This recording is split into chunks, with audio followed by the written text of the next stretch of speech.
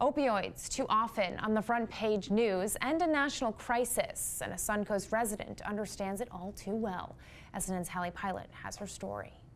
No one ever signed up for this. No one raised their hand and said, oh yeah, I want to be the addict. No, they want to be the doctor. They want to be the police officer. Or in Brandy's case, the broadcast journalist. Those were her plans. I think anybody that knew Brandy well and loved Brandy would tell you that she was just like this fierce, beautiful light that went out too soon. Lisa Brandy lost her daughter Brandy to an opioid addiction, a real disease. But PJ Brooks of First Step Sarasota says we often don't treat it as such. Addiction is a chronic, incurable, but treatable disease like hypertension, diabetes, and asthma. And once you have it for life.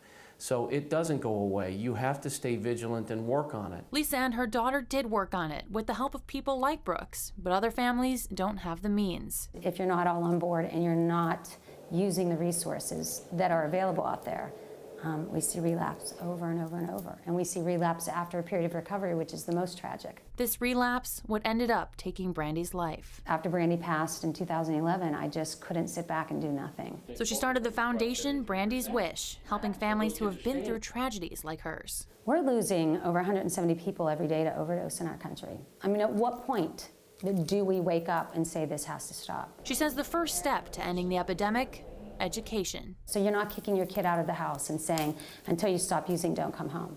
Because chances are you won't see them again. You know, that's the truth. In Sarasota, Hallie Pilot, SNN, the Suncoast News Network. Brooks and Brandy invite everyone to be part of that education at the Opioid Crisis Symposium on Sunday. It starts at 2 at the Zazzarino Center on St. Martha's campus.